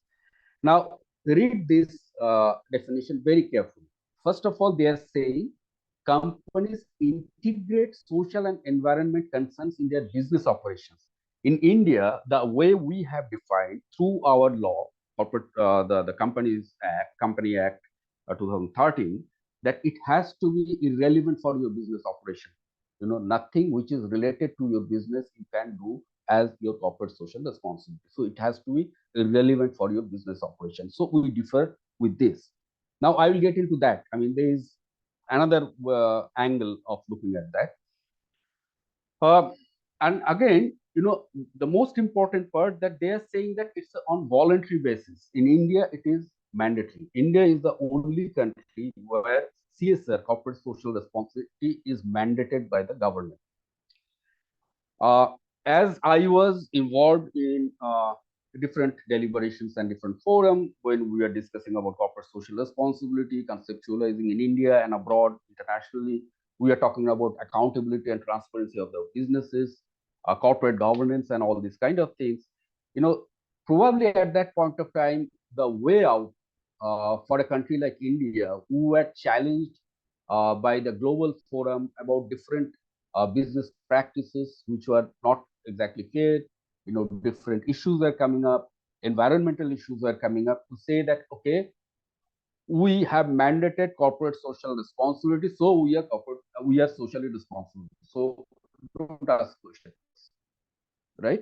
So probably, global, if you look at global politics, there are justification against that and for that.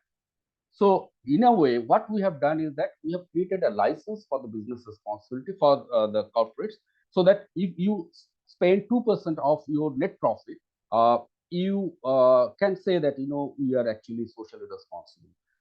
But we are not talking about 98% of your business, profit, and also we are not talking about how we are actually making profit, the entire investment of your, mm, business. So we are talking about only 2% of your net profit. If you are spending that in a particular way, the way the government has asked you to spend, then you are actually socially responsible. That is the kind of licensing we have created. Now, why I'm saying that? Because again, there would be organizations where you will work and everything, but at the same time, we need to critically have a view of that. Globally, corporate social responsibility is not mandatory, it is voluntary, and it is supposed to be market driven, right? But only in India, we made it mandatory. So I'll cut short. So what we are talking about, business responsibility, the way of doing business. If a business, say for example, they are displacing a lot of tribal people, they are degrading the environment. I'm giving a bad example. I mean, all businesses are not bad, definitely. So, say some organization, and they are making profit and they are spending 2% of their net profit for something good. So that critical view we need to have to understand that whether we should take it social responsibility, or we need to look at the business as a process, the entire business as a process, and try to understand what kind of positive or negative value that business is creating. So in that three areas, definitely we will have to look at economy, society, and environment. We'll have to look at their corporate governance. If one particular organization is actually probably under the scanner of some intelligence agency, CBI, whatever, ED, for good reason. But that particular organization spent 2% of their net profit and had a very nice report about that, and probably that particular 2% of their net profit spent in a good manner. Now, whether as professionals, as civil society organization, how do we look at that particular organization? So I'm not giving my view, I'm just throwing that to you, and think about that. And when in future we'll come to the market,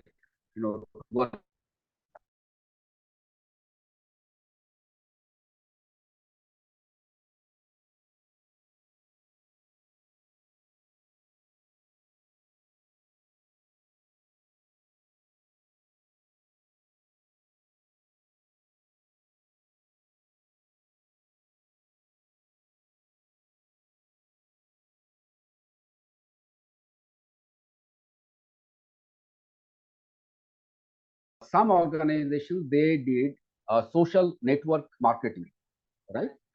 Through social network marketing, like Shakti Amma project in South India, it happened that what they did is that they engaged SHG groups, the women's group, in marketing.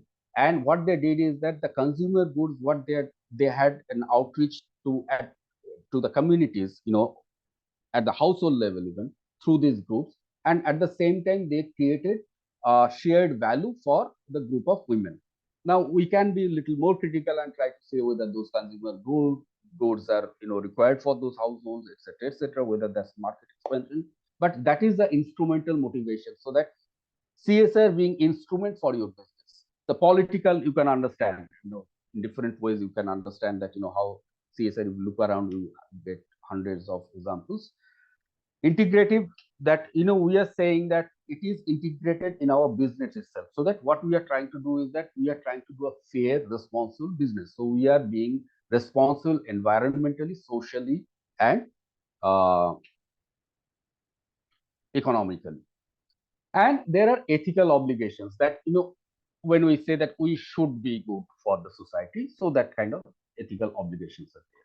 So that was one, was that CSR, corporate social responsibility. Then we talked about the business responsibility perspective. So how do the way of doing business, how to be responsible, what is your product, what kind of process, what kind of customer satisfaction you are having, what kind of right kind of information you are giving, whether in the process you are violating the rights of the people or not, whether you are degrading the environment. So that is what business responsibility we are talking about. That is much larger. Whether you are being honest, you are being not being corrupt.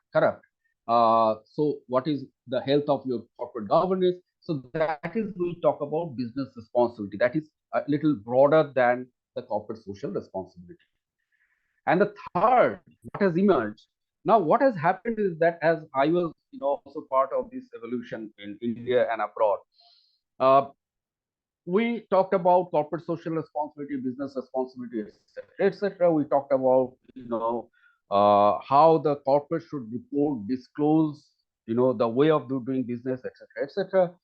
So that, people like us, the activists, civil society, market, consumers, everybody know, even the government, they know what exactly is happening, the way they are doing business.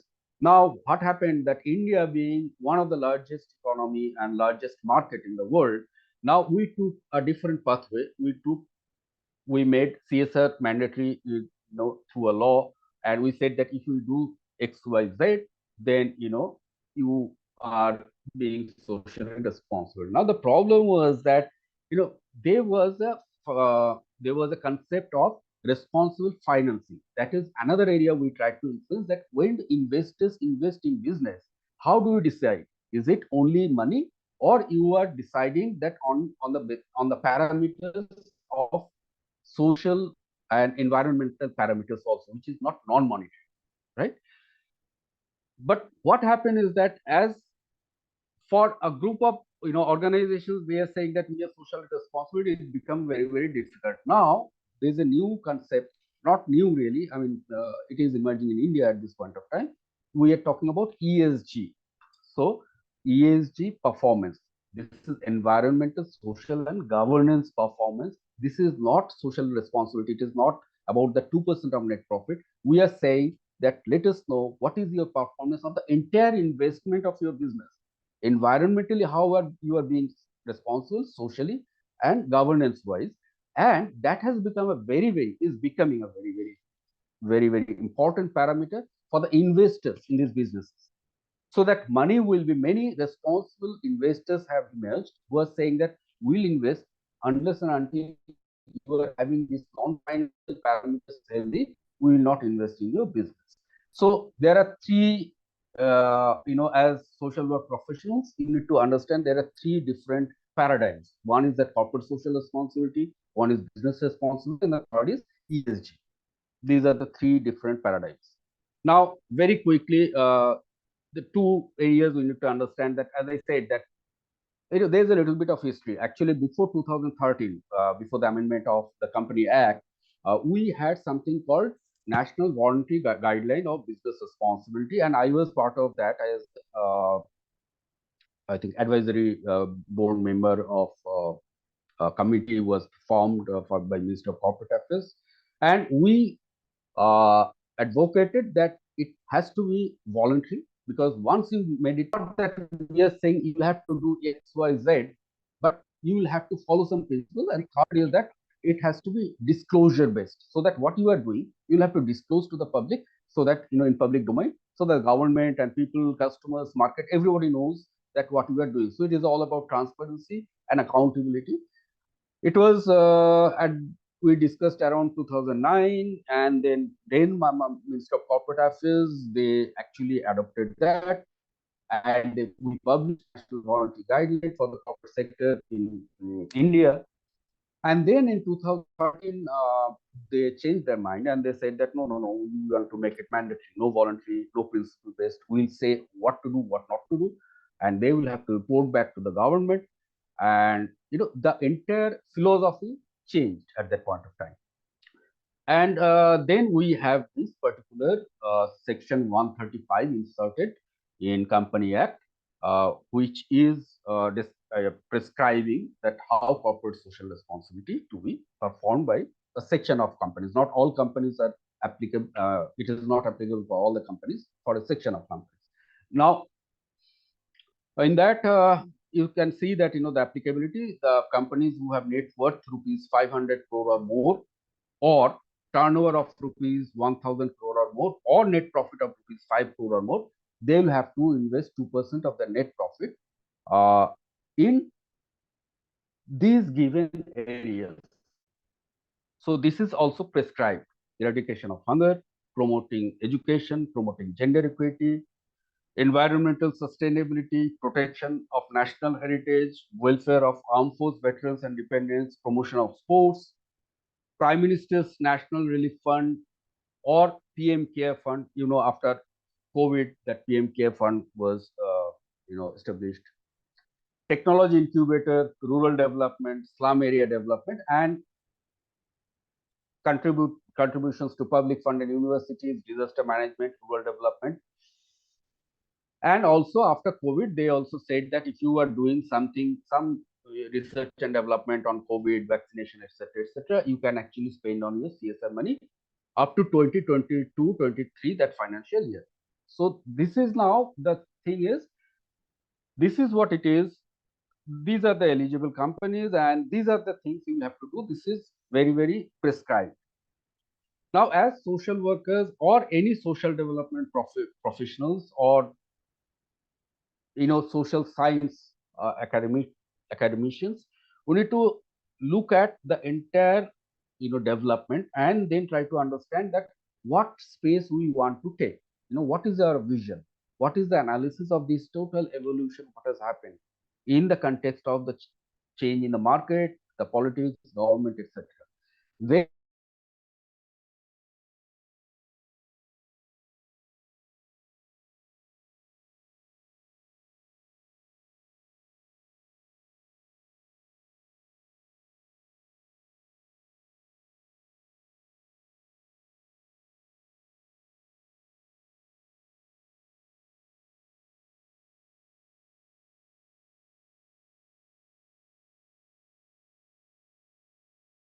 is also important. We need both confrontation, that some of these people, not everybody, some people will collaborate, but some people will be the watchdogs. Some people will have to say, hey, you are actually doing a very unfair practice, so you will have to check, otherwise we will raise this issue. So both is required. As social development professionals, social workers, we need to understand that these are the two important areas, and both are very, very important if we really want to make an impact in the particular scenario. Now, second decision we need to take as social workers, that is it within the system or beyond the system. For example, I work beyond the system, so I don't work for any particular company. My simple agenda is that how we can create more awareness within the company and beyond the company, in the market, about fair business practices and about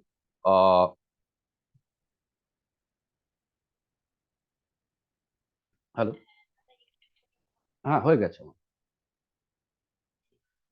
So Tanuka is giving me saying that time is short. So this is the last slide actually. And the third is that we need to understand that whether we believe in CSR, business responsibility, or that ESG paradigm. What is that? So with that, I'm sorry I took a lot of time. So with that, I will conclude, and thank you so much for your patient listening, and thanks again for giving me an opportunity to talk. Thank you, Shomitra. I'm extremely sorry for knocking you, but it was an engaging session. Probably we might have again with our students, especially with the scholars, and the department is very happy to get you. Thank you so much for your wonderful presentation. Now we are going to have a question answer. Abhishek, how many questions we can take? As Indrani madam has already left because of her other assignments. So we can take her questions and we can pass on to her. and we will be having those questions, recorded answers, put it in this recorded version of this program. But we do have other two presenters. We have Kumkumdi and Shaumitrada. So if the students have any question, at least 1 or 2 questions we can take, Abhishek. Yes, surely. We can take up questions. We can begin up taking questions from the chat box which you have got already. I can see. You can you read? Yeah. Sujan Banerjee have posed one question. I have a question for our respected speaker, Mr. Shobhitra Ghosh. Sujan, you want to unmute yourself and ask the question? Yeah, please go ahead. Am I audible, sir? Yes, you're audible. Please go ahead. Yes. Thank you. First of all, Now we lost your voice. speaker from different zones, and this is the beauty of social work when we are talking about academic and practice. I'm a research scholar. My name is Sujan Banerjee. I'm working on CSR and green social work. So, sir, when we are talking about person in environment approach in social work, we have seen that the word environment itself influenced largely and dominated by psychosocial approach. And many research paper has shown that from environmental approach, this has been ignored. So, and in 21st century, we are seeing this kind of disaster and those temperature rising, and in this scenario, how you are seeing CSR as a tool, as an instrument to respond that crisis, because in an ethical business manner, in a responsible business, we have to include all the issues of community. And nature doesn't know about the boundary, it doesn't know about the country, race, class, caste, etc. So what is your view when I'm talking about environmental social work and CSR? Because you have you have a experience in this area and you are much expert in that domain. So this is my desire to know and understand your No, I view. totally agree with you, that and opportunity. I share Right, your sir. Thank you, perspective. sir. Mhm. And what Kumkumdi actually mentioned, I remember that we need more and more specializations, right? So that we need to be equipped with this kind of emerging scenarios, like climate change, environmental change, what that is changing, that is impacting the way on our society and the communities. We need to be equipped with that. So I totally agree with that we need to actually adopt and adapt to respond to this particular situation. Any other questions? Madam, I have a question to Abhishek, sir. I have two questions to. I have one question to ask to Kumkumdi.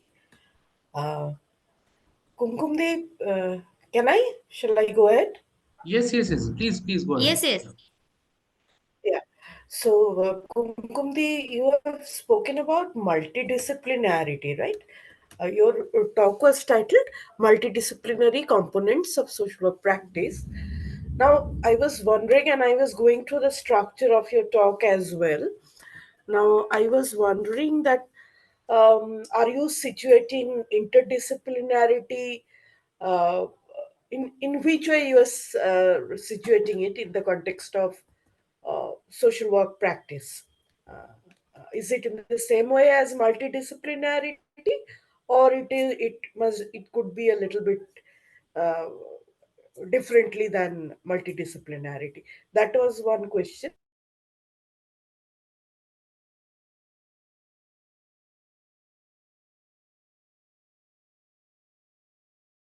As you have related it to the concept of our uh, of our the theme of our celebration.